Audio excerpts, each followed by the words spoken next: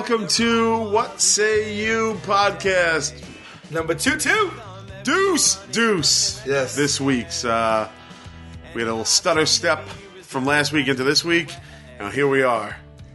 Rolling, buddy. I know. Our reputation sterling. Our reputation intact. Tomorrow we meet.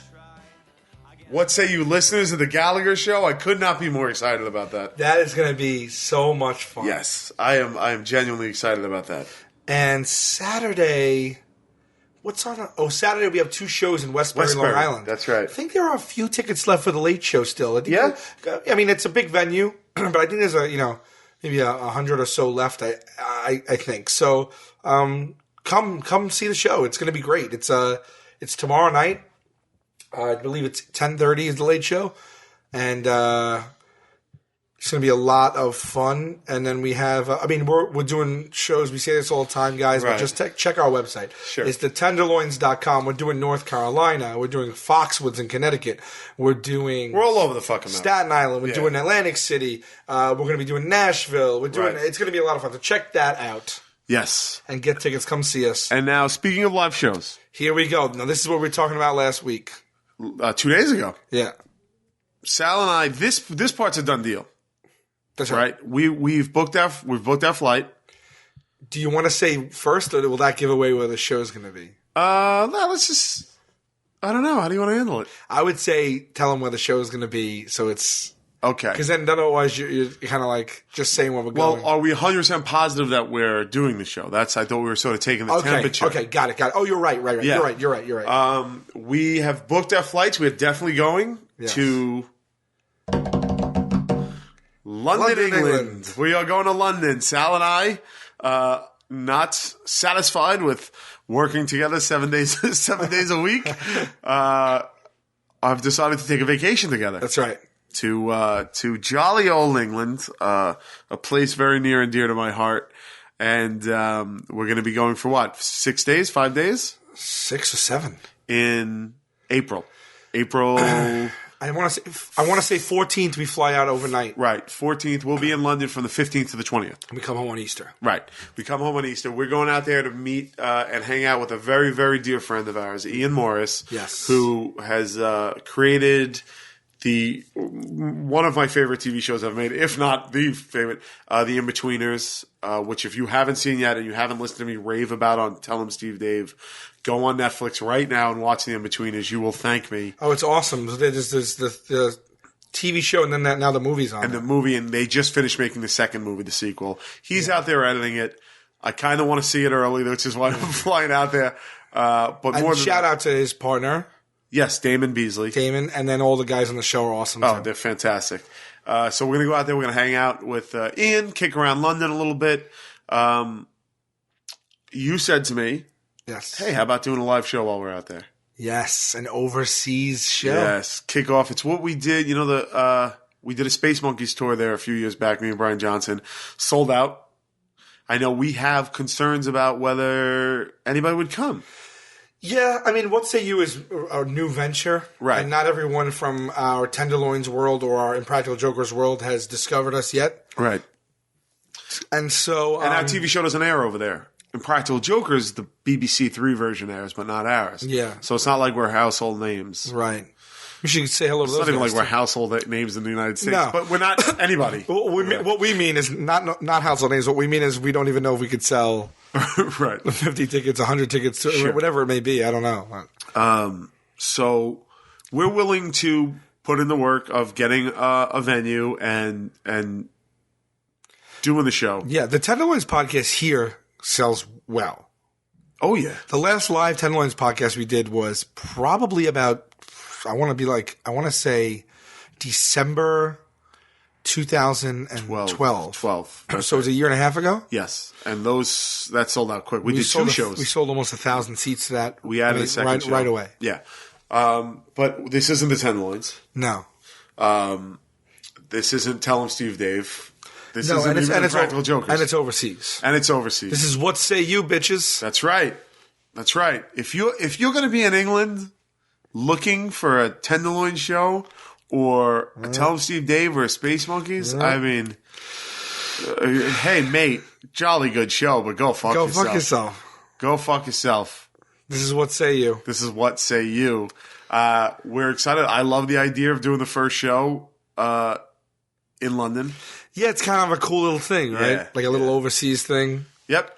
And Declan will come. Oh, Declan, right? And probably we get Ian on there, right? Oh, my God, yeah. Yeah, we're going to go see a soccer game, a football game. Yeah. We could probably have a whole bunch of fun guests on that thing. Yeah, we can. Maybe tell Ian to hook up a couple extra guests, too. Yeah, well, you know what we could do is we could do the live one and then record one as well, too. Oh, excellent. Yes. Brilliant. Yes, thank you, buddy. Thank you. So we're coming to London. We're going to do something fun out there for the What Say You fans. We just need you guys to please, on Twitter, at What Say You. If you're from London. Right? Yeah, well, England's very small. The whole... Well, I'm saying if you think you're from over there. Right. If you're from across the pond and you will come to the show, if you could just be vocal about it, just so we want to gauge. I don't want to put on a show. Look, if 50 people say they'll come, we'll get a 50-person theater. That's right. That's what we're saying. We're doing it for the fun of it. Just it's going to be great. That's right. We just want to have an idea of what it could be because, we want to do it right. And the only way to do it right is to have a rudimentary understanding of who would come and who wouldn't come. And might we then tape that, right? And then offer well, we'll record it for sure. Yeah. So that's it. What say you, London? I'm very excited by that. And that's not even that far away, really. No, it's what, 7 weeks? We would shoot for that Thursday or Friday night, depending on venue availability. Right. Obviously, Friday night would be the better one because then we could go out and get some bangers and mash and some fish and chips. Right. Have some ale. All that stuff. Pints of ale. Suck a fag. What? What? I said this wasn't a Tenderloin show. So, yes, very exciting. Let us know. Yeah. Let us know. Let us know if you're an American who's always wanted to see London, and we'll take this as the opportunity to come out and see the place. Oh, well, we don't owe them anything. Hold on a second. If you're an American who's never seen London and you're going to book passage and fly to London to see our show, that's awesome. Yeah. Come, have a beer, laugh it up. But it's not like I can't be, but beyond that, don't expect. Right. That's your call. I have museums to see. Yeah. I have shopping to do. Sure. I have friends to. There's Forbidden Planet over there too. We go to that big comic book store. Yeah.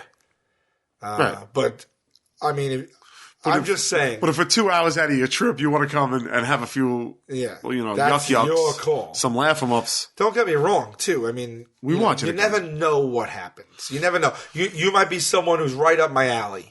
Yeah. Guy or girl, we hit it off and we start laughing, talking, and you're a swell person. And then I say, oh, come with us here. But that also may very well, odds are that's not going to happen, let's be honest with you.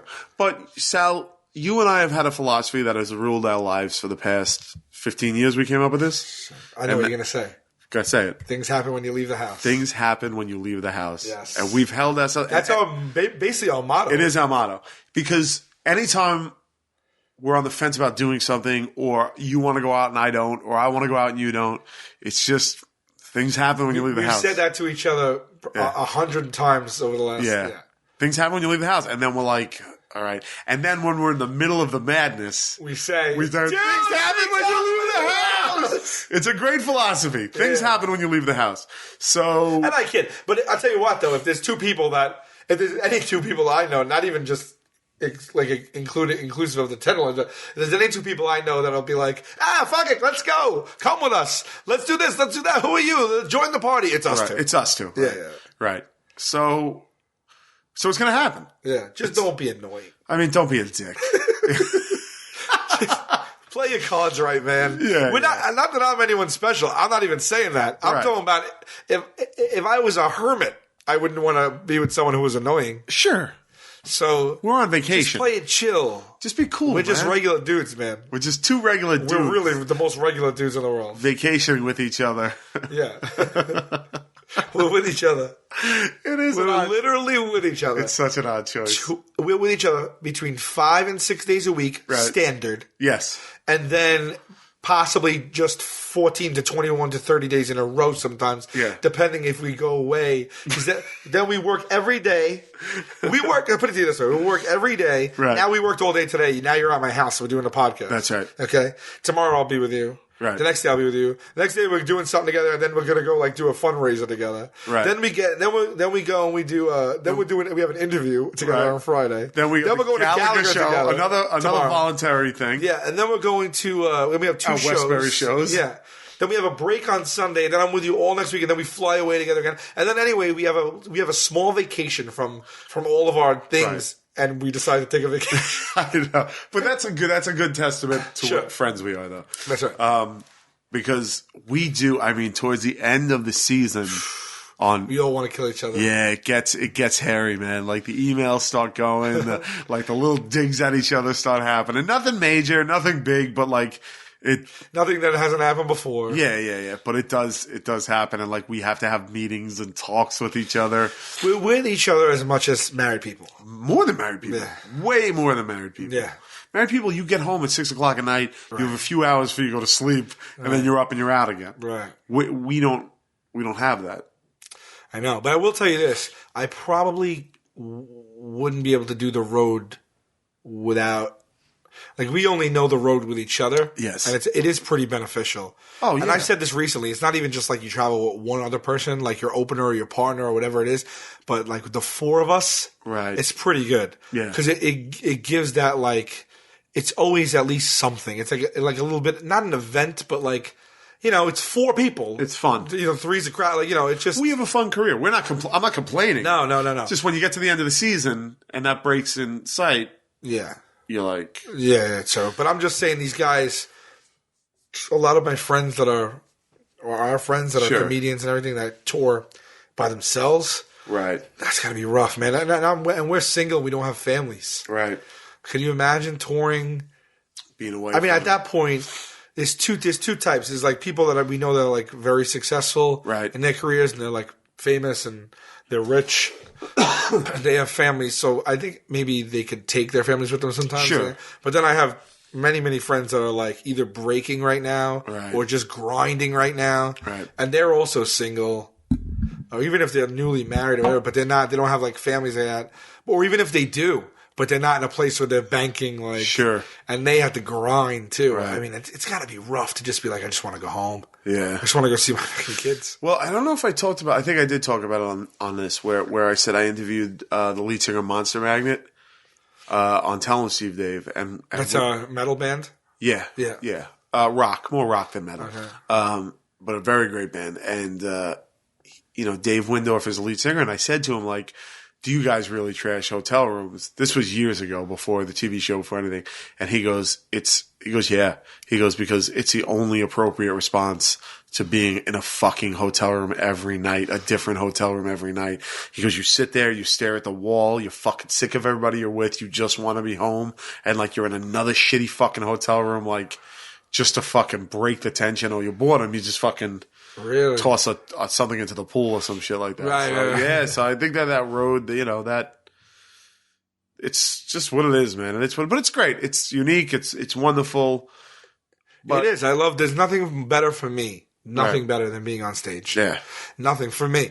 But it's just still the time you spend away from home. Right. Could get. But hey, we made the decision. We're gonna go away together. We're gonna have a good time, because you know what? It's important to have that too, though.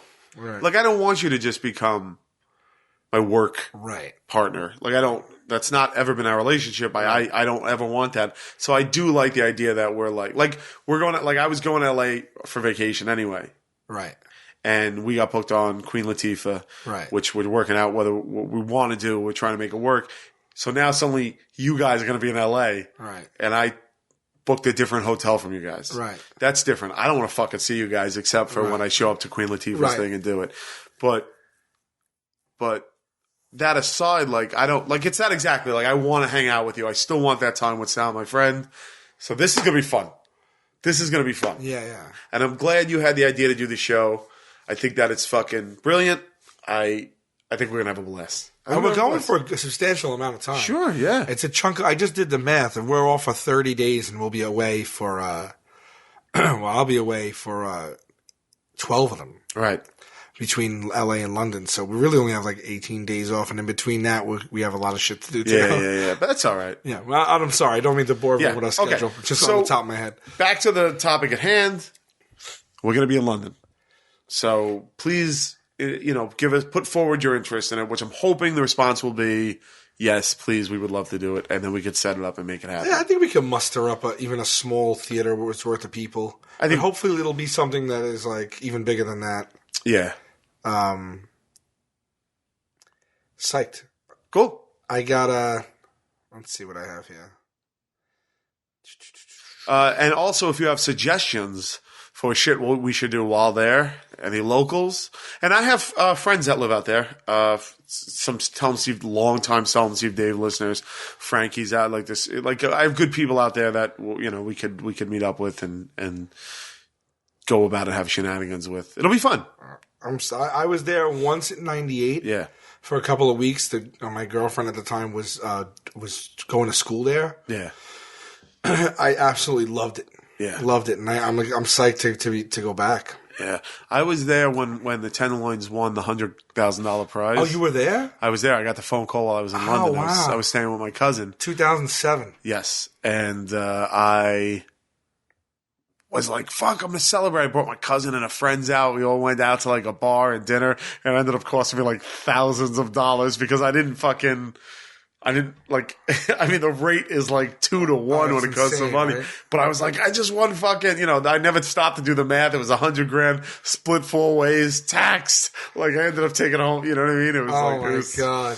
But I had a good time. I'm a big fan of London. I'm a big fan of the UK in general. So this is going to be a lot of fun. That's awesome. A lot of fun. And you know what? I'm going to try and get Drew to design us a poster for the first ever. We'll get some printed up over there. Just like a little limited edition. Yeah. We'll sell some. We'll make like 100. Sell them at the show. It'll be good. I love it. Awesome. Cool. All right. So there you go. That's 17 minutes on us going to London. So we better make the rest of the show interesting quick. I was going to tell a story I told you in the airport the other day. Yes. Basically we were flying to Detroit and we were walking to our gate and we were at gate like 42. Right. And I looked up and right next to 42, of course, is 43 and 44. 44 resonates with me in my lifetime. Since I was about 12 to now. The number 44 resonates with me. And here's the reason. When I was in 7th grade, my grammar school, St. Joseph's parochial school in Rosebank in Staten Island, we did not have any athletics. And that year, they decided that we were going to get a basketball team and a baseball team and that. So we had tryouts, and it was the first ever basketball team. Now, the school goes up to 8th grade. I was in 7th, I believe. Possibly 6th. No, I was in 6th. 6th grade. So I was 11, actually. Right. And then 6th, was it 7th? Nah, fuck it. I was in 7th grade. 7th and 8th grade. And that's who had to, had tryouts for the basketball team. And all the different Catholic schools would play each other. And there was that. So we went to the tryouts, and there was the 8th graders, and there was 7th graders, and those were the two who were allowed to play. And they had a varsity and a JV team that they were going to make. They were going to field a varsity and JV team. Basketball, you have, I think, if you're lucky, I think 11 players, 12 players on tops on it. And everyone tries out, and I was good in my neighborhood, but I never played like anything organized, and I probably actually wasn't good. But I made it to the very last cut I was the last person cut from the varsity team. Right. So they fielded an entire varsity team, and I was the next person to be on varsity, and I was cut, which led me to be the number 1 player on the JV team. Okay. But to put it in perspective, really only the people who made the varsity team played basketball, cared about basketball, were serious about basketball, could play basketball. And then, like, everybody that got lopped off and left over, like, you couldn't tell them they couldn't play. Right. So it was just like if their parents were going to write the check for $100 or whatever it was, you were on the team. You got your uniform and you were on the team. So everyone else who got on, there was no tryouts for JV. It was like, who didn't make the other team? You're on this team now. Right. Needless to say, the team was not good. Right. Okay. And God bless her, my friend Sal Zarilli's mom at the time, Diane, she decided to volunteer to be our coach. Okay. Did she know anything about basketball? She knew enough. I think that I don't know if either she had a little bit of a knowledge or she went ahead and said, I'm going to learn. Okay. But she put up a very good effort. Right. But we were not good. I mean, like we would have we'd go and the varsity would practice and you'd watch them and they had a skill set to play this game. And they had the dry erase board and they're doing whistles and they're running plays and, blue 45 and they're doing formations and zones. Right. And we're just like practicing dribbling. You know what I mean? Right. So it came time to have our first game. And I was, like I said, I was the number one player on this team. They all looked to me. It was me and my buddy Sal, and then like a handful of other people on the team. And like no one was really good, but we were the best of the no goods. Right. And we had this ongoing joke that, are we even ready to play a game? Who knows? I don't even know. And could you imagine? There's no secret here. It's a stereotype maybe, but a large percentage of the NBA is black players. Sure.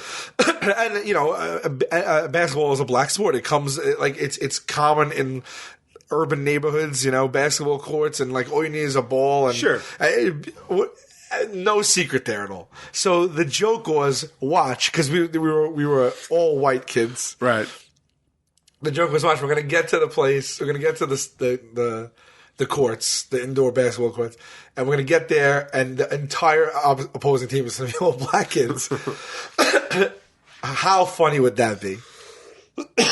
Needless to say, we get to the place. It was called the CYO Basketball Center, Catholic Youth Organization Basketball Center.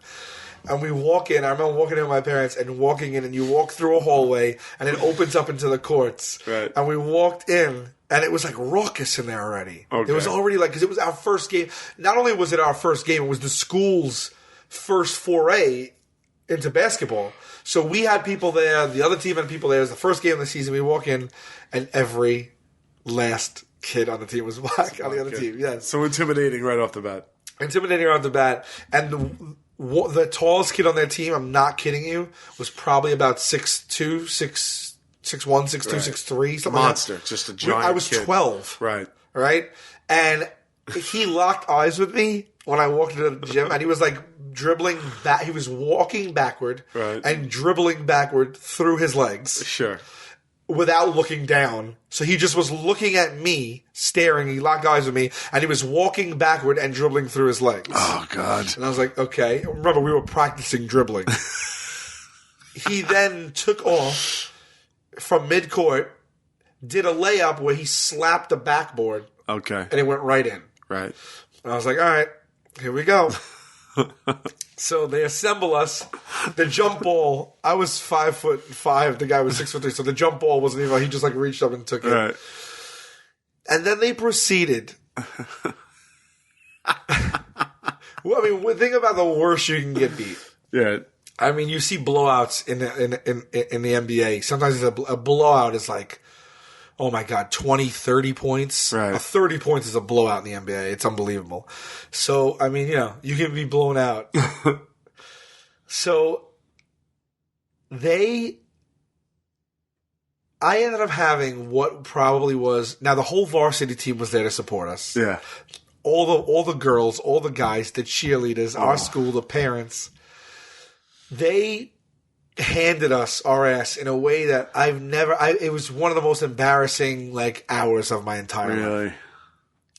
And I told you this in the airport. The final score of this game, and if you're listening and at home, play along. I'll give you 5 seconds right now. Take your best guess. Go ahead. Okay.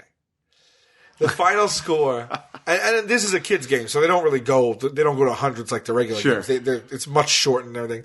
My point is our score, right? Not their score. They beat us 44, right, to nothing. Nothing. To nothing, my friend. We did not not even hit a foul shot. Right. We couldn't even hit a foul shot. We got the ball was taken from us. We shot the ball was blocked from us. We went to get the rebound was taken. We couldn't even, it must have looked like a Globetrotters game. Right. You guys were the generals. 44 to nothing. Right. And now, you knew we weren't winning when we arrived. Not before the game started. We knew we weren't winning before the game started. But then it was like, how bad are we not going to win by? Sure. And then it was like, all right, we're going to get killed.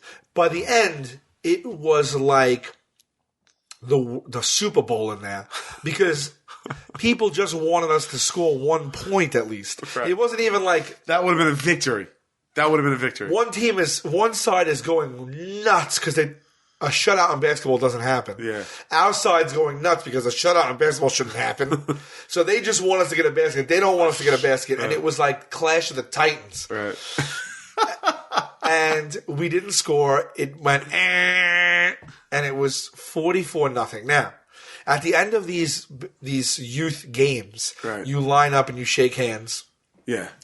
And then you all ascend the same stairwell to the locker rooms. Okay. Where, change, towel off. There's usually some snacks. Right. You have like a grape juice and like a Fritos. And we go we're walking up the stairs. Mm-hmm. And if it wasn't humiliating enough, now they teach you sportsmanship. If you watch a game now, if a team is blowing out another game, like let's say football, if someone's up by 3 scores in the last 2 minutes, you're going to kneel on the ball. In the last 5 minutes, right? You're gonna run the ball, kneel on the ball. You're not going to score. You're not trying to add insult to injury. You beat them. Sportsmanship. Even in basketball, like it's just known. Right. There was no sportsmanship in the Catholic youth organization basketball courts that day. These people, right. The parents, right. The kids, the younger brothers and sisters, the parents, the mothers, the fathers, they all walked up the steps with us. And this collective of people, it was the entire team, the right. entire coaching staff, the teachers, the children from the school, the brothers and sisters, and the parents right. started a chant that they sang loud. They all should have known better. And right in our faces. Yeah. You're 12. I'm 12. Right. A mother.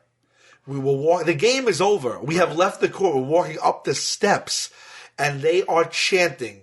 100 people in unison. 44 zip zip, 44 zip, 44 zip zip, 44 zip, 44 zip zip, 44 zip. And she's screaming it. She's 3 inches from my face, a mother and a daughter. And they're looking at me going, 44 zip zip, 44 zip. And I'm like, I swear to God, if I wasn't as humiliated enough that I didn't score a basket, these people were just taunting us. I was 12. I'm 37. This was 25 years ago. We went into the gate at the airport, and I looked up and saw for the gate 44, and it brought me back 25 years to getting beat 44-0. 44 zip zip. I remember the next game we played. That was the only time we played an all-black team. That was the only all-black team in the league, actually. Right. They didn't even win. They didn't come close to winning. We were just horrible. 44 zip zip. Game, 44 zip. 44 zip zip. 44 zip. 44 zip zip. 44 zip. 44 zip zip. 44 zip. And everyone it's fun to say. It was. Everyone on the varsity was just just kind of had their heads down. Yeah. And parents, you know what it's like to walk back to your parents after you lose 44-0 in a basketball game when they can't even say. They'd be lying to you if they gave you it would be such lip service, but it'll be beyond parental lip service. Yeah. What are they going to say? I don't fucking. They could maybe. The only thing they could do is attack the other team's unsportsmanlike behavior. Which no one did. So my point is that I was bad, but I still had some game, but I couldn't do anything because we had kids that never touched the basketball on our team. They didn't even know the rules. They would just run with the ball. It was that bad. Right. So the next game we lost 56-3. Oh, all right. I had the 3 points. Nice. Next game we lost by 6, by 8, by whatever it was. And think we played 10 games that season, I think. And we were 0-9 going into the 10th game. Okay? And it was the last game of the season, and we just had the closest we got killed every time. Right. But we started to score 10 points, 12 points, and whatever it was. And we played the last game, and for some reason everything started clicking. Really? And we started like literally passing and shooting and scoring and rebounding. And it was halftime. And we were in a huddle, and someone looked up and went, "Oh my God." And we were like, "What?" And they're like, "We're winning." And we looked up at the scoreboard, and we were freaking winning the game. It was like, wow. like 21-18 or whatever it was, but we were winning. Right. And we were like, "Oh my, we lost." Well, we lost. We ended up being 0-10. Like, it just all crumbled from once we saw that. You called it out, and that was it. You jinxed it. But that year, they had an awards ceremony. Okay. For the school. Sure. Softball, baseball, what school is it? What school is it? St. Joseph's. St. Joseph's. In Rosebank, which closed down after like 30 plus years this year. Really? The Archdiocese shut it down. It wasn't profitable. Ugh. It's tough. It's hard out there for a Cath. But so stupid. But they went ahead with these year-long sports awards dinner. Yeah. When you went, you went to the lunchroom. Yeah. You had seats. You pay, like, everyone sat down. They served food, and the coaches would come up, say something, and everyone got a trophy. And you got a participation trophy. Sure. But you got an MVP trophy. You got all that. And they had to go through all the motions. So they did the varsity. The varsity did well. They did everybody else. Even our baseball team did well. Right. And then they got to us, and they were like, "All right, well, the JV, they were 0-10 this year, but let's give them a handle up." And they had to name the MVP and the co-MVP and all that stuff. And I was the MVP of this 0-10 team. First loser. And they say the stats. So they said the MVP of the JV team with 16 points and 23 rebounds. Sal. And they call me up, and I have an MVP trophy on it. You still have it? Yeah, I still have it. Oh, that's great. It's I think it's in my attic. It's an MVP trophy with my name on it. Yeah. That says Sal Logano, 16 points. That's to the season. Ooh, that's rough. I went to varsity the next year, and we won the championship. You did. All right, so that turned around. Yeah. My CYO basketball story that I have is not fun or funny at all. It's one of those moments. It was such a fucking life lesson. It changed my entire life. Really? Yeah. In a good way, I guess. Where did you go to grammar school? Well, I went to PS 53, then I went to IS 24. But I played soccer my entire life at St. Joseph by the Sea. St. Joseph's Sea. That's a high school, right? Yeah, but they had the church was St. Joseph's. Yeah. Got it. St. Joseph's. And I played 9 years. So that's just what you did. Like, you joined those things from the outside. And as a member of the church, this was St. Clair's. So it might not have been CYO, but it was St. Clair's. And I went and I played soccer. I wasn't even particularly good, but I did enjoy it. And I was like, all right, let me try basketball. It was scary for me. Right. This was junior high school, so maybe I was 13. Yeah. Remember Eddie Diaz? Yeah. We went to high school with him? Yeah. Good guy. This story is going to reflect badly on it, but it shouldn't, really. Okay. So I went there, and I was nervous, and I was scared, and I was like, I suck. I'm going to be embarrassed. Like, I'm not going to do well, and blah, blah, blah. I got there, and there's Eddie Diaz. And Eddie Diaz is a hulk of a guy. Sure, big guy. Big guy. Great football player. He's a sports. He's an athlete. Right. And he's there, and he comes, and him and I were always friendly. We're still friendly to this day. And I come in, and he's like, "What are you doing here?" And like right away, like the shred of confidence I had to even walk in the door was gone. And I was like, I figured I'd just come and try out for the basketball. And he's like, "Do you play?" And I was like, "No." I was like, "I never really played, like just in the neighborhood with the kids." And he was like, he's like, "Oh, I don't even think I'm going to make the team." He's like, "It's really hard." He's like, "It's really hard here." And I was like, "Oh, shit." And I was so, like, I just felt my stomach drop, and I was so scared and nervous that I left. I didn't do the tryout. No. Yeah, I was like, I don't want to be embarrassed. I don't want to be humiliated. I was sure, man, sure. I was like, if Eddie Diaz ain't going to make it, like, I ain't going to make it. Right.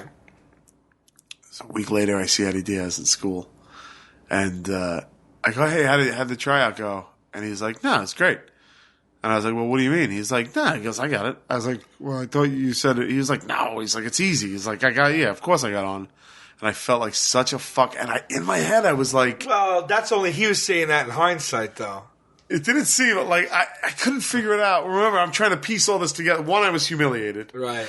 I was embarrassed. And then I was like, did that motherfucker just knock me out of the running? Like without, did he just run a psychological, like I was like, he got in my head. I was like, that fucker got in my head and knocked me out before I even tried out. And I bought it. I went for it. And I was so let down with myself and so embarrassed to myself that again, I don't know if at age 13 Eddie Diaz was a mastermind of psychological warfare. You know what I mean? I doubt it. Right. You know, he may have been nervous himself. He may have felt that at the moment and whatnot, and then was just like, but it really, like, I felt like a fucking loser, man. Like, I felt like an embarrassment to myself, an embarrassment to my parents who had driven me down there. Nah, yeah, I know what you mean, man. At that age, if you don't want to participate, and a lot of times parents force kids to do stuff. But I wasn't forced. Right. I wanted to do it. Right. And I have carried that moment with me. It's changed my life for the better. Like it was, but I like even talking about it now, I feel my face like heated a little bit. Like I'll never get rid of that shame of of fucking giving up just because of a fucking sentence that another fucking kid said to me. Yeah. So it's not a feel good story. It certainly doesn't have a catchy song like yours did, but it did. You know, it did teach me to be like, fuck it. Right. What am I gonna do? What am I going to do? I got to try, and if I suck, I suck, and if I don't, I don't. But oh man, it's tearing me up, dude. I'm telling you, it's tearing me up right now. I feel so stupid right now, which is ridiculous because it was fucking 26 years ago. Yeah, that's the same thing. Yeah, same thing, man. It's I don't know, like if you have kids, even when you had kids, sure. I mean, there's this thing that wants you to get them out of the house. You don't want them playing video games. You want them to fraternize with other people. You want them to get some exercise. Right. Do you make them, even if it's not like, oh, you're going to play baseball. You're going to try it. Do you make them go and you're going to take karate? Or you're going to go to dance. Or you're going to do this. You're going to do that. You're going to soccer mom this or that. Like, because I have friends that have 3 kids. We have family members and every day it's something. Oh, yeah. I got to drop bar off a Girl Scouts. I got to take him to soccer. I got to drop her off a dance. He's got to go to karate. Right. He got this. I got that. And it's just like it is non-stop, the activities and everything. Yeah. And that's good. I mean, but also like there's the flip side of that. Like I wonder how many of those parents are like, I'm gonna make you do this because I want to force you to meet people, try new things, have different experiences, and see what you like. See what your palate is and stuff like that. Or is it like how do you see that? Do you see it like it's a good thing and parents should do it, or do you see it like if the kid gives resistance? Because if the kid gives resistance, there's always like I really don't want to fucking do it. This is not me. I don't like it. But then there's also like, are you enabling that child to stay in, to be antisocial, to not try, to not break out of their comfort zone? That's really important to try and break out of your comfort zone like every day. Yeah. So like, what do you think? Really, man? At this age, you're still like I think it helps you grow, man. Yeah, it helps you grow, but at the same point, like I don't do it. Don't get me wrong, I don't do it. Well, because I hate age, change too. But we've built like a comfort zone when you're 10 is also forced upon you. Because, like, it's just the life you were born into. Like, at our age, especially us, because we are really only responsible for ourselves, we've built... My house is a fucking shrine to my comfort zone. Like fucking every day. You know what I mean? Fucking... Like, you walk into my living room, this 15 Ghostbusters thing is like my comfort zone is custom made for me at this point. Like, I fucking like my comfort zone. But as a kid, it's like... I think you have a responsibility to... Throw shit at the wall and see what sticks. As a parent or as a kid? As a parent. Like, look, I'll make a deal with you. Like, you try it.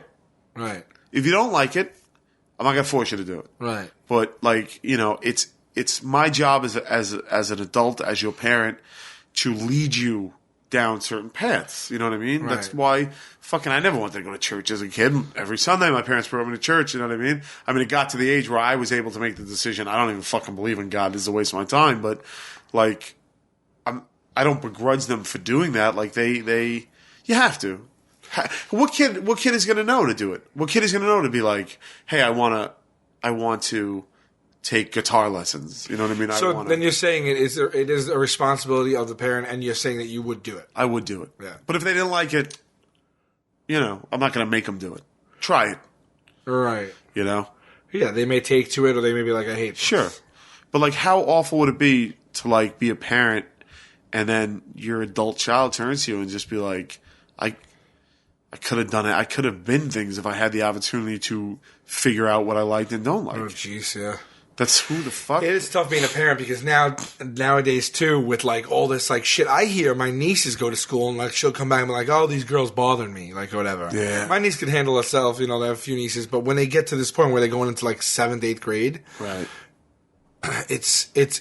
This is through time, right? There was in 7th, 8th grade. My dad was little. They had fights on the corner, Right. But like nowadays with the internet and all this public shaming and these people and they're like, oh, this girl put up a video, now we're all gonna go beat this girl and tape it and all that shit. Yeah. Like I see that shit, it turns my stomach. It's horrifying. And I'm talking about my nieces, not that I would love them any less or more than my own children, but like how parents go through that day and to know. And even when we were in school, there was kids that got picked on. I never picked on anybody. I probably did, but I didn't know any better. But not to the point where it was like You weren't. Yeah. I was unaware. I probably did it in the most innocent of ways Right. that I would retract right now and take back. Nothing damaging. Sure. And vice versa. I probably got picked on as well. But parents that are going through that shit today, where it's like they have to go down there because their kid is getting like, I don't know what I would do with that, man. It is the most heartbreaking shit. I know. You know? I worry about, my nephew was born with his hands are I don't want to say fucked up because that's not the way you say that. But he was born with no radial bone, and he needed a lot of surgery. The kid's 3. He's had 50 surgeries already. Right. And they had to do serious work on his hands. He has 4 fingers on each hand. Right. And I fucking it's true. Some nights I lie in my bed and I just worry about I don't want him to get picked on. I know. He's such a beautiful kid. He's such a smart kid. He's great personality. He's just so friendly and outgoing. It's just I don't want to see that get crushed by some fucking asshole kid at school. Right. I can't imagine how my brother feels. Right. I don't know if I'd be able to stop myself from going down to school and just fucking punching a 9th grader in the fucking face. I know. You just gotta hope that, I don't know. It's crazy shit. Yeah. And then, that kid who is that dick. Yeah. He's just projecting his home life. Right. You know what I mean? Right. Dicks raise dicks. What are you gonna do? That's not gonna stop. Yeah, you can't just exterminate these people. Although I do appreciate in recent years how much focus and attention there's been to anti-bullying. And don't you look at it why the fuck wasn't these initiatives put in place? I'll tell you why. Because things were localized. Right. And compartmentalized, like the internet, that's why. The internet has brought the bullying to us on a national scale. Right. We see videos of people being bullied. Right. At the tip of your feet, you just go onto YouTube, type bullying. Right. Whatever it is. And that's why it brings it on a national level. It's insane, though, that it took this fucking But it still went on. It's still going on now. Yeah. There's definitely all that shit. I mean, kids are getting bullied every day. But you know what it is, too, now? The culture influences itself. Like back in the day, if there was we had a bully in the neighborhood. Sure. He'd go push people, hit people. He was the big bully. Everybody was scared of him. He wouldn't beat you to a pulp and put you in the hospital, but he was the bully. Sure. He'd give you stress and make your life. He would take your shit and and then you tell him maybe he give back or whatnot. But now everything's sensationalized, right? So if it's in the media, if there's a picture of these people jumping some kid and they tape it, goes on the media and spreads it and gets viral, then other kids see that. Yeah. They didn't even have that in their head before that. Right. Right? So it just spreads like wildfire, and now they realize that they can do the same thing, and now it's a thing. Right. Whereas before, you didn't communicate. We didn't have access to this type of information. Right. So if you were just in your town you just bullied because you were raised to be a bully, but you didn't see this, Right. and learn at this hyper rate that like you can like all this kind of like information and access. So it's like it's a blessing and a curse. We got into a little bit of a heavy thing. This We did. It's my fault. I told the fucking. No, I'm with you. I got that, but it is true. It is true. It's like we're just. We have to adapt to that, and that's where all that anti-bullying came in. We did some stuff for that this year with the Spirit Day and all that stuff, but that's probably why I'm just never gonna have sex. It is, man. Like it's heartbreaking. It's like, and I'm sure anybody who's listening out there has. You never meet the bully. I've never met an adult guy who was like, I was the bully. I was the bully. Like, and everybody is like, yeah, I have stories about being bullied when I was a kid, or I was, oh my God, I remember this girl I went to school with, Maureen, and she was not a good looking girl. And like, people would just get in her face and be like, you are fucking ugly. Yeah. And it was like, I remember at the time being like, oh, but that's got nothing to do with me. I'm just glad that's not me. Right. But like every class had the kid that smelled like piss. Yeah. It's right? weird, right? Like he was in every class. Yeah. Like he just like full on urinated on himself every day. Right. But I don't know how it is in public schools, but I guess it's the same. But in grammar school where I went, you had new kids come and some kids transfer, but you stay with the same class from kindergarten through 8th grade. Right. So it's a little hard to bully someone for 9 years that is in your class for 9 years. Like, maybe you don't make friends with them, or maybe they're not in the cool clique of kids, or maybe once in a while you throw a jab, but no one is was abusing a kid in a classroom of 30. No one's going to pick the one kid and abuse the shit out of him for 9 years straight. Like, in the end, we're all in it together. Like, when we graduated from 8th grade, everybody loved everybody. Right. You know what I mean? Like, and not to say that that's the case everywhere, but we get a lot of people of people that reach out to us from all walks of life. With Facebook and Twitter and stuff, we're very accessible, even email. And a very large percentage, well, not large, but what larger than you would think, percentage of people that reach out to us are teens or people or kids or people, who are depressed, have been bullied, just are down and out, and are been through abuse or this or that. And they reach out mostly because I think, one, our show is an escape. Yeah. And people genuinely laugh at it. And what we hear is that a lot of times I haven't laughed like that in a while, or I haven't been able to forget what's going on around me, but I watch a show, it cracks me up, I kind of forget about stuff. Right. Or they'll say stuff like, maybe we demonstrate a level of friendship that people appreciate, or this or that, and that kind of gives them a little bit of hope that, there's this and that. So some type of support through us they see through the show. Like, they latch on to us, they feel like they know us. Right. And we don't take that lightly. We try to. It's hard. It's almost impossible to answer everybody. But I would never have thought that prior to the show that. Right. The messages that we get from people, I would never have suspected that prior to the show. Yeah. And it makes you. I had to stop and think about it. What about you? Like, because you don't feel like. I don't feel like what I'm doing. What I'm doing is fulfilling to me, and it's what I always wanted to do. In one way or another, I want to be creative, and I want to entertain. I want to make sure I make people laugh. Mm-hmm. That's not to say what I'm doing is rocket science or really all that important. Mm-hmm. So I thought, like, I when I started hearing these things, I'm like, all right, well, I almost didn't even want to acknowledge not the person but the sentiment, because then I felt that was making me more important than I felt that I was. Sure. Or making our jokes or our show more important than it is, because there's dick jokes in there. You know what I mean? Right. And it's like, well, I'm just telling like a couple of dick jokes here and stuff like that sometimes, and I'm like, how am I healing these people? Right. But I mean, I can't deny what we get. Sure, we get it a lot. And it made me rethink, like what we do and like, and who gets to see it. Not that I would change what I think is funny, but like I will at least now say, okay, I get it. I mean, as trite as I might think some of the jokes and things we do and say on the show is, Sure, people connect with it, and it is really, our show is really important to people. Yeah, which is insane. it is weird, but it's just like recently, Harold Ramis died. Yeah, and when I found out the news, I had to leave. I had to leave the room, and I wasn't showboating. I wasn't like I want everybody to know how important Harold Ramis is to me, or anything like that. Like I wasn't attention seeking.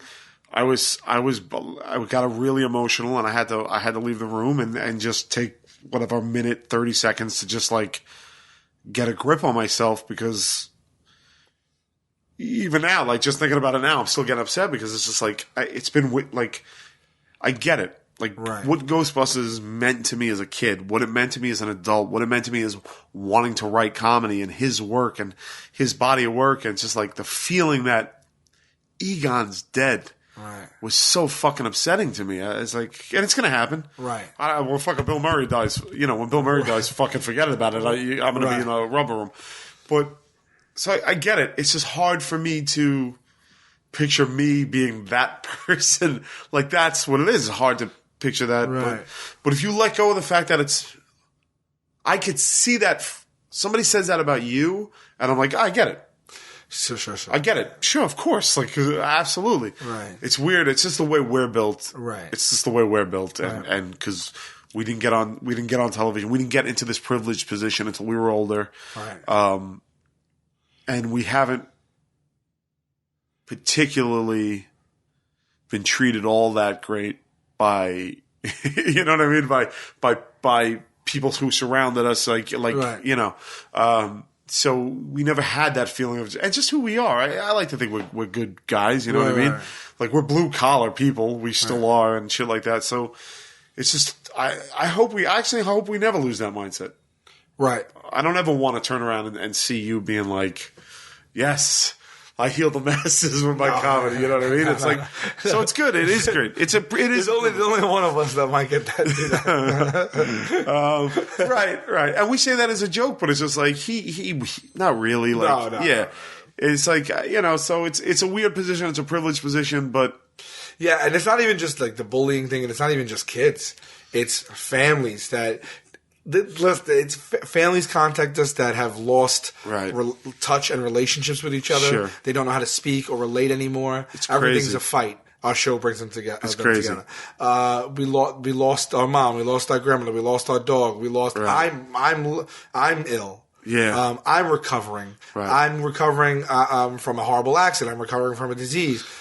Everything and anything. My war. This, that. We get everyone. The people that reach out to us. It's overwhelming in the best sense of the word. It's humbling.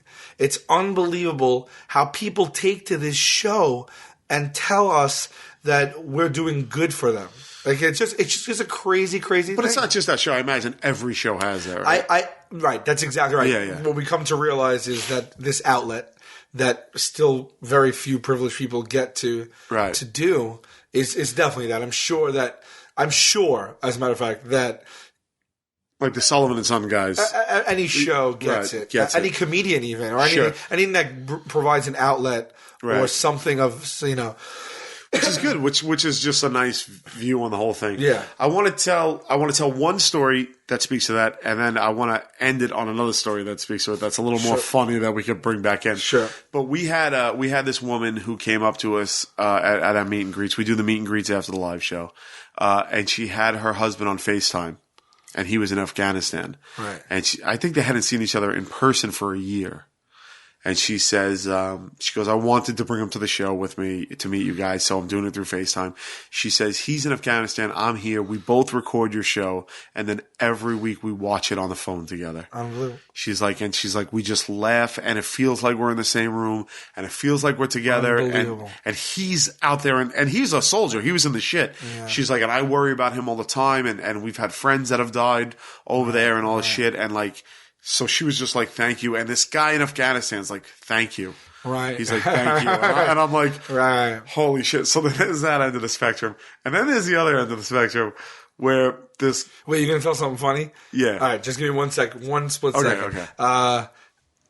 I just want to give a shout out to my buddy Jamie Lee. Oh, Jamie, yes. Who was involved. He was in Afghanistan, and he was involved in like an attack just a few weeks back. He lost one of his good friends and someone in our military, and him and 4 or 5 other people were injured, and they're recovering now. He used to live on Staten Island, and he was a good friend of mine, and he went overseas.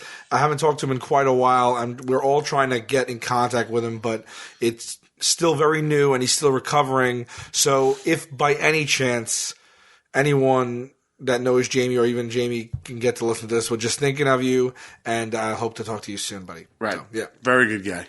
Yeah. Very good guy. Yeah. Then the opposite end of the spectrum, and we're at about an hour, so we'll end it, so we'll do the phone call. Right. But we had this. I'm going to change all aspects of this story because I don't want to embarrass this person. Right.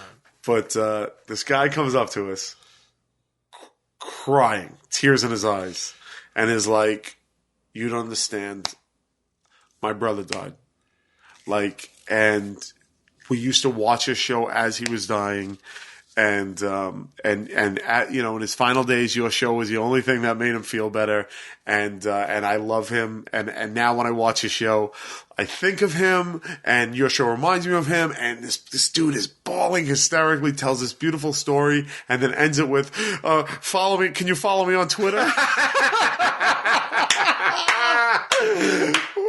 So invested in this story. Oh, man. And he wasn't joking. It wasn't a swerve. No. Like, in the crying and a telling of the tale. Please follow me on Twitter. Please follow me. Could you guys please follow me on Twitter? My brother died. I know. That's it. I mean, God bless everyone. And but, that's, weird. Like, you have to, I don't know if people think it out, but you got to really be aware of what you're doing there. It's that is the least important thing. Twitter and Facebook and people that beg us to follow them. It's just it's not a big deal. It doesn't mean anything. Oh, God. Let's keep it about your brother. Keep it about that time. Why would you cheapen it with that? It was, I don't want to say funny because it wasn't funny, but it was but it's absurd. It took that, so it's the perfect word. It took a moment, the shift in gears from, on the same breath, my brother's dead. I miss him every day. Your show heals me, makes me think of him. Could you please follow me on Twitter? As this person was bawling. Yeah. And we were just like, well, it was almost like, wait, I'm sorry. I didn't know if I heard you the right way. Yeah. I mean, and believe me, we get it. I've cried when I meet people. Oh, yeah. I have legitimately cried. At least once a meet and greet. Yeah. Like this. Someone comes to us and says something, and I literally start crying because I'm there with them. I feel it. I feel their pain, happiness, sorrow. I feel their emotions. Yeah. I'm not, it's a real thing. Sure. I don't take it lightly. And it's not even like you can't even help it. You can't even help it. You get caught up. It's talking to a person who's displaying raw, naked emotion to you. Yes. And then the period on that raw, naked emotion is follow me on Twitter. Oh, my goodness. I will say I think that I do know this because I hear samples of it with other comics I know and even other people that are in comedy and have shows and that. But I do think we exemplified something in particular to people. I do think that for 2 reasons. One, we're playing ourselves. Yeah. So I'm not just if a comedian is themselves, but they're doing an act, right? And our show catches real moments and real things about our real life, real personality. Sure. So if I watch a stand-up comic, I'll know as much of it about his life as he turns into that joke. But with our show, there's a little bit more of a peek behind that curtain. I would say with all reality television. Sure. And that's why reality TV people, even some that merit they have no merit to be. I don't know, people are just, our society right now is so invested and just their curiosity is piqued so much by these reality shows, right? And reality people there's actors who have been working and in the business that are famous for 10, 20 years, but they act. So when you approach that person, you're like, oh, this is X. He played so-and-so in this movie, so-and-so in this movie, and so-and-so in this movie. But you don't know anything about that person. You just know you like them as an actor. That's right. So when you approach them, there isn't this... There's not the same level of fandom. Right. Or knowledge, or even a wall, a filter that when you have with us, we talk on this podcast, we talk on the show, we go on the road, we do the meet and greets. There's this weird thing where people already think they know us, and like for better or for worse, they're way more invested in us. Number one, and number two, not every reality show, or few and far between, are based from like a positive space where friendships are on display, where it's not about trash and cheap and fighting and manufactured moments and manufactured fights and ratings. You know, so I really do think, like, because people always say, like, you remind me of my friends, you remind me of this, you remind me of that. So I do think that we actually do, like, go a little further with the level of, like, what people, like, when they come to us. I think we get it more than we think that other people get it, although I do know other people get it. But the point is that we're thankful. And it's crazy. It's crazy in a good way. Meaning, like, it's like, wow, like it's surreal and unbelievable. I don't think it'll ever be really. You never really get used to it. Right. I don't get used to it. No. You know? Like just before, when I was in the deli right near your house to buy lunch, dinner before I came in, I passed this guy and his backpack was open, the back of his backpack. And what do you do when you see a guy with a backpack open? I tell him, hey, dude, like, hey, your backpack's open. Right. And it was funny because he looked at me like I was a fucking idiot. And he goes, yeah, I know. Like, and I was like, all right, like, you know me, I can't, like, when someone's a dick, I'm like, all right, dickhead. So he was like, yeah, I know. I was like, all right. I was like, just trying to fucking help you, bro. Like, and I walked along. Right. And then he goes, oh my God. No. Dude, he was like, oh my God, you're cute. He dropped his bag on the floor, ran over and gave me a big hug. And I was like, that doesn't like, you know what I mean? Like, I was like, a second ago, I was contemplating fucking slapping you across your fucking face. Now you're hungry. So it's just a weird world we live in, but it's privilege. We won't, you know. I got, really quick, I was driving in the city, like a couple of months ago late at night, going to meet some friends in Lower East Side. And I didn't know it was like down by like Delancey, and it was like it gets all crazy down there, like all these side streets are one way. So I was following my GPS, and I like roll up to a stop sign, and I see a cop car at the perpendicular stop sign. Right. And I see the car. Like I'm driving, maybe I'm not speeding, but I'm going like, if the speed limit's 15, I might be going 20. Sure. And there's no one else on the street, and there's no one else in front of me. So I roll to the stop sign. I see the cop car. I have the GPS going, so it's like lit up a little bit because it's dark out. Right. And I roll and I stop, but I stop like 2 feet past the stop sign. Sure. And the cop was rolling past his. So we both stopped, but I had seen him the whole way. And then I just stayed there because I was at a stop sign, although I rolled 2 feet past it. And I was like, let him fucking go first. I'm stopped, fully stopped. Sure. And he waits 5, 10, 15 seconds and he's not going. So I'm like, he's waiting for me to proceed so he can pull me over. Sure. For not stopping at a stop sign when I've been stopped for 15 seconds. Right. I mean, I rolled 2 feet past the fucking thing. So I was like, all right, here we go. So I put my blinker on. I make the left. Sure enough, he comes right behind me and he puts on the lights. So I pull over and one of the cops gets out. Just one. They usually both get out. Yeah. And he walks over my car. He's like, "What are you doing?" And he was so mean to me, man. Right? I said, "I'm sorry, sir." I said, I was following my GPS. I said, I know I stopped a foot or two late, but I definitely saw you. I saw the stop sign, and I said, I was getting a little caught up with the GPS down here, trying to get to where I'm going. And he's like, "Yeah, well, that's it. The stop sign's a ticket, and your GPS is a ticket." He's like, "Give me your license and registration." I was like, I said, is the GPS a ticket? I said, then how would you use GPS? Right. Like, I was just like, I thought it was allowed. Is it not allowed? Just so I know. Even if you're going to give me a ticket, can you just tell me, like, how am I supposed to use this? He's like, you're not allowed to hold your phone in your hand. And I was like, well, I wasn't. He's like, well, I saw it glowing. I said, all right. I said, and then, and he just was a real dick. Yeah. I forgot what he said to me, and I said, I have, in New York, I don't know about anywhere else, but in New York, we have these things called PBA cards. Patrolmen's Benevolent Association. Right. And basically, cops get these cards when they donate to the policeman's fund. Right. And it's basically like it has his shield number on it, and he can give it to you Sure. And basically, it's proof that you know someone on the job. It's not a get out of jail free card, but it's hey, this is someone that's important to me. If you can have the opportunity to show them a little courtesy, please do. In other words, like if I didn't shoot somebody and I rolled to the stop sign and stopped 2 feet after, and I tell him my buddy works in this precinct, he maybe gives me the courtesy and says, "Look, this guy clearly didn't do anything that day. He even stopped. Right. Let me let him go." So I mentioned, and I have a stack of them. Sure. So I mentioned, do you remember when you used to park and you were questionable about this? You would take out, I'm not exaggerating, something like 10 PBA cards and lay them on your dashboard like it was like a poker fucking table. Yes. Yeah, that's funny. I would lay everyone, which is excessive. Yeah. But it's like, don't write the fucking ticket. I know 10 cops. Sure. Don't write the ticket. Right. And you know, there's been times when people wrote the ticket with the 10 cops. Sure. So whatever. But so the guy was he was mean to me, right? And he was loud and in my face and aggressive. I did not do justice how he was treating me, right? He was just like, give me the lights. This is bull. He cursed. He was like, well, bull, and I was like, fuck, this guy's gonna give me a fucking ticket, right? So he goes, give me everything. So he just walks away.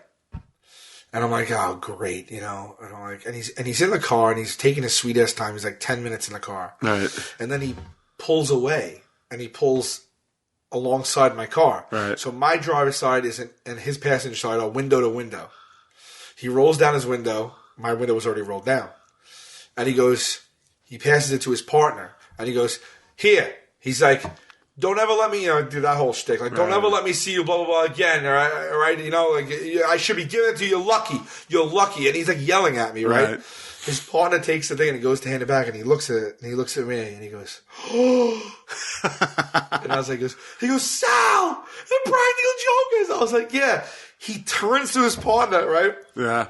Oh, no. And he goes, so the guy was such a dick to me. He turned to his partner and he goes, what are you, a fucking asshole? He goes, you were just going to give the fucking funniest guy in the world a fucking ticket? I was like, he didn't even do anything. This is how you treat Sal for a practical. And he's laying it on thick, right? Really? He's laying on. And the guy is a super fan and he's thrilled. And I'm already out of the ticket by their own admission before he knew me. Right. So he's giving me my stuff back. The guy's thrilled to meet me and he's going off and he's just ripping his partner apart. And he's ripping apart. And the guy, you could see he was a hard ass that was a dick. He knows he was a dick. Right. And now he sees his partner loves me. And now and his partner's saying all this stuff to him. And he doesn't want to even give, even now. Really? And he's like, well, I don't know. I don't know what to say. I don't know the show, whatever. Right. And he's just like being like that. And it's like, you are insane. He's like, this is not, and he keeps going. He goes, this is not how you treat Sal. Right?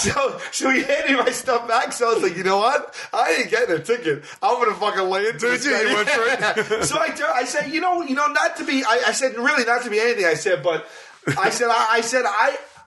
I said, what is a GPS for if you can't use it? I was just using the GPS. Like, I'm not even doing, it's not like I'm out trying to, like, do anything wrong. I'm just using my GPS over here. I was like, and really, I did stop at the stop sign. I was like, I rolled through it for about like a foot, but you knew I was going to stop. And then when you guys confused me, because you waited like 15 seconds, so you knew I really stopped for 15 seconds. So I didn't think you'd pull me over for not stopping, because I really did stop. And he's like, yeah. And I'm just saying to the guy, and I literally, I'm like, yeah. So I was like, I really appreciate everything. Thank you so much. I was like, I don't know how you pulled me over though, but I just kept ripping into the guy. I would never say it to him. You never get a chance to do that. At the window, I would never say it to him, but now I just went off. Oh, that's funny.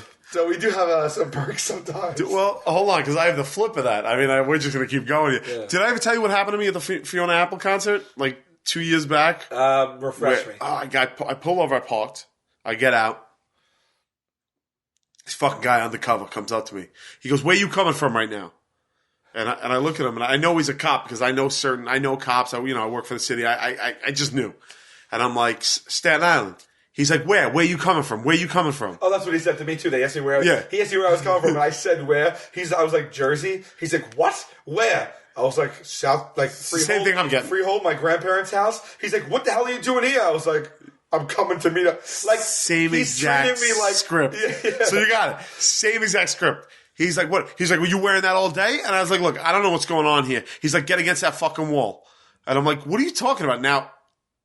Now, like the guy in the fucking thing there, I have a switch in me that's once it's flipped, like it's very hard for me to contain. It hasn't helped me out in my entire life. And he puts his hand on me, and I go, "Get the fuck off me!" I was like, "Get the fuck off me!" He goes, "Get the fuck against that wall right now! Get the fuck against that wall!" And he shoves me against the wall. And I'm like, "Holy shit!" And he starts taking out cuffs. He goes, "I want to know where the fuck you were early today." And I go, "Dude," and I was with Stacy. Her father's a cop. Or retired cop. So she starts pulling out her phone to call her father, like to get to the bottom of this. And he's like, "Get the fuck against that wall." And I'm like trying to control myself. I go, "Dude," I don't know what the fuck you think this is. And he goes in my face and he puts his face right up next to mine. He goes, "You think you can practically joke anybody you want?" No. And I go, "You motherfucker." Way. And he starts dying laughing. He's going, "I got you." He goes, "I got you." I go, "You are a dick." I go, "You're a fucking dick, bro." I start laughing. I go, "You're a fucking asshole." That is amazing. Like, I go, "You fucking I was like, "Dude," I go, "I almost resisted arrest." He goes, "Yeah." He goes, "I know. I got tensed on. I grabbed you." I go, "Yeah, no shit. You fucking grabbed me." I was like, "I'm trying to go see a fucking concert." He's like, "Bro, let me take a picture with you. Let me take a picture." Amazing. I was like, "You got me, dude. That's you fucking amazing. got me good." It was funny, man. Yeah, cops ask us all the time. Yeah. Cops always come to us and like, we have to arrest you right now. Yeah. But that is so funny, man. Yeah, he got me People, good. There's another level to, like, all the points that our show hits makes for a really unique experience. Because besides the fact that we play ourselves and people know us well, right, and all that, everything we just explained, we're also based in that we're either pranking someone or getting pranked. Shenanigans, tomfoolery. Right. So everywhere I go, like, I'm literally just like in the supermarket. Right. And they think they're on TV. Right. Like, if people see, that's another thing. Like, if let's say like you do the real world. Right. When you see someone from the real world, you're not like, "Wait a minute, am I on the real world?" Right. Like, it's just like, "Oh, that person was on the real." But when they see us, it's like, "Oh, shit, I'm on TV." And I'm like, no, you're not. And they're like, "Right, what are you going to say?" Of course you're not. I'm like, "No, dude, like, you're not. Like, I'm just getting, like, milk. Like, you're not on TV." Right. And they're like, no, I'm on TV. I'm like, I don't know what to tell you, you know? Yeah. Or the flip of that is when people just think that we're open season to fuck with. Oh, dude, that to me, like, when I'm eating dinner, people eat my food all the time. It happens all the time. They just drink. One time, like, I get it. Like, it's annoying, but I get it. But this one time, this one motherfucker came over, and I had a shot on the table. Yeah. And he just did the shot and laughed and then walked away without rebuying another shot. And I was like, well, that's a dick move. Like, that's my shot. So, I don't know. Oh, yeah, it happens all the time. Like, people, like, eat our food, or they'll come over and, you know, everything from knows us to eat my food to, like, just... Well, last time I was in LA and I was having dinner with Scott Mosier and Matt Myra,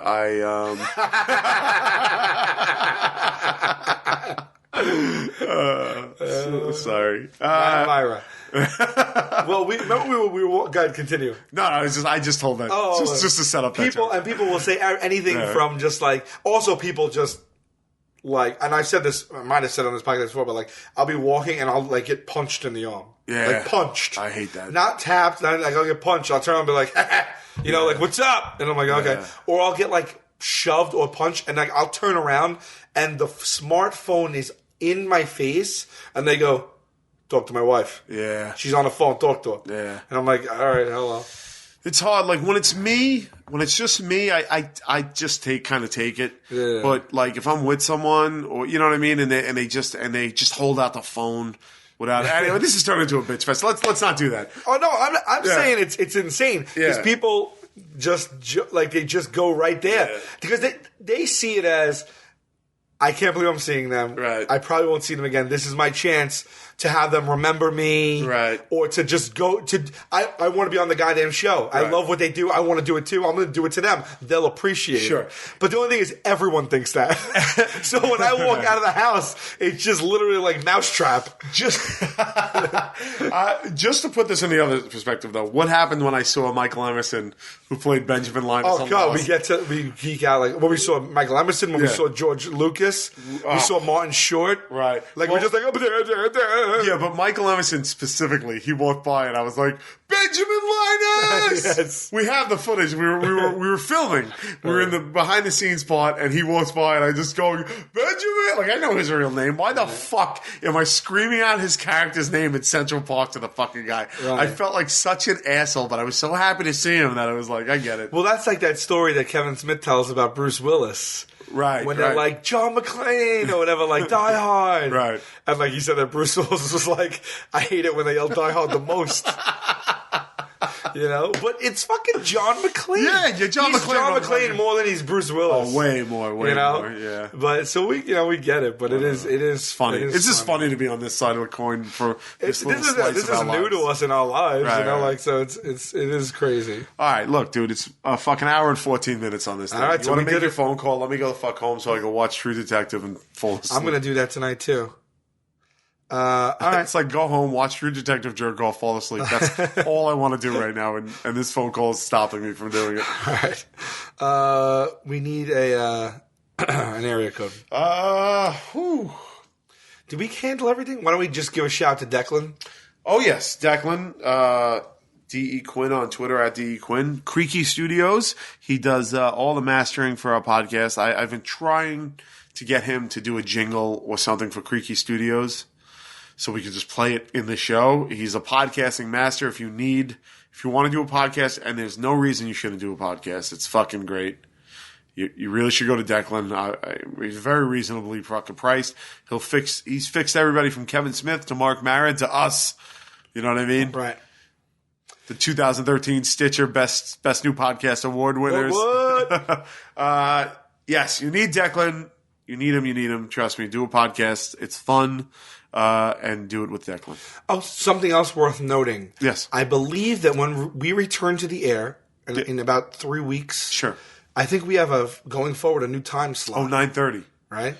It's not. I think it's 90% confirmed. We'll be at Yeah, 9:30. we thought it was going to be just we had a 9:30 show last week, Yeah. and we thought it was just for that week because they were like introducing Killer Karaoke at 10, and it turns out it may be our new time slot. So we're just kind of putting that out there for now, That's right. just so people are aware of it. Cool. Follow you on Twitter at Sal Volcano. Follow me on Twitter at BQ Quinn. That's right, and then. We'll get up the ransom note, and Yes. I promise you, it will get up. And what else? Anything else that we're forgetting? Any business? Anything at all? Just please chime in on the London show. Right. Help us out. Make us feel confident. Don't Eddie Diaz me. Make me feel confident about this, okay? Beautiful zip. And we will. Let's try and call. What? How about we have a show in Westbury, Long Island this week. Let's go call. for it. It's 516. All right. I kind of want this to just go to somebody's voicemail so I can go home. Okay. Long Island. Let's see what you got. Well, that's not good. It's ringing. If it doesn't go right to da-na-na. Oh shit, dude! Can we go 2 in a row? This is crazy. This is somebody's phone, man. I'm telling you. Hello? Hello? Yeah. Hi. Oh, not very friendly. My name is Sal, and I dial this number randomly because I do a comedy show, a podcast, and at the end of every week when we do it, we just dial a number randomly. Fuck you. I get up so fucking early. You suck. I am reporting you to the Better Business Bureau.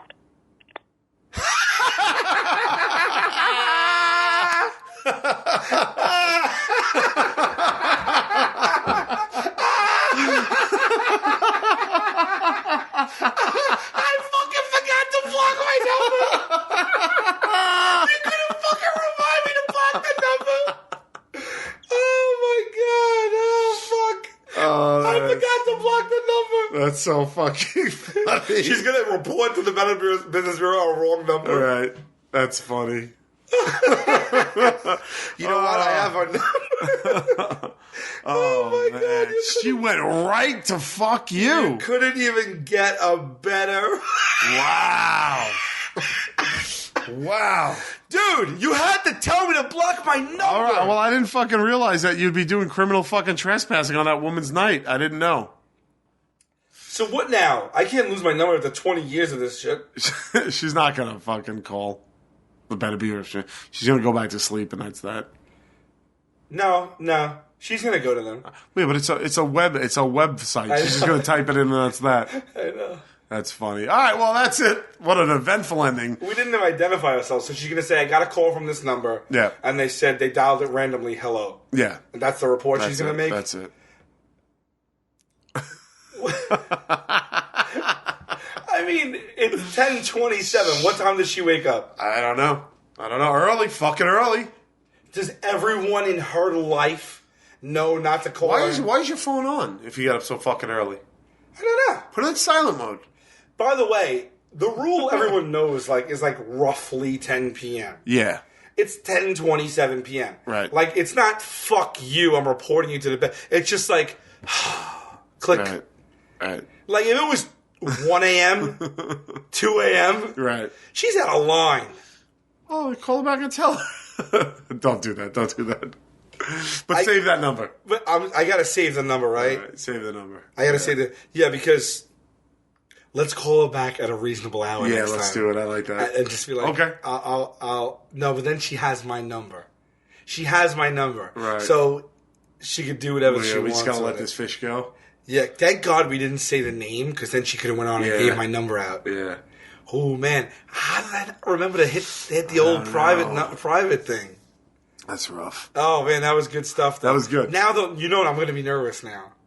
It's not. Don't worry about that. Yeah? They won't, just block my number or whatever? I wouldn't even worry about that. No, that's insane, right? No. It could have been a wrong number for all you fucking know. Don't even worry about it. All right. Well, thank you for listening to What Say You. What a great ending. Until next week, I'm Brian Gwynn. Oh, my God. I'm so good. We'll talk to you next week.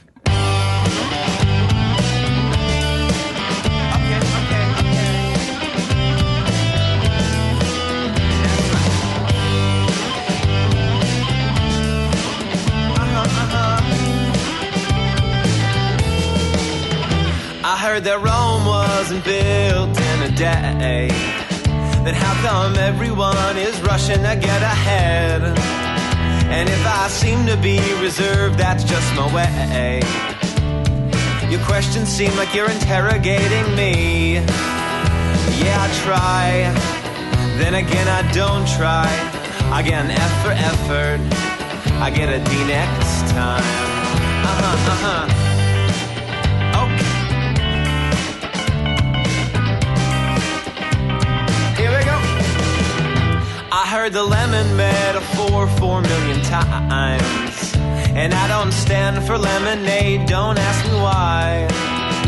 And would a beverage stand be a job that be desired? And where would I get the wood, and should I try? Should I try? Then again, I don't try. I get an F for effort. I get a 65. Yeah, I try. Yeah. Then again, I don't try. I get an F for effort. I might as well just.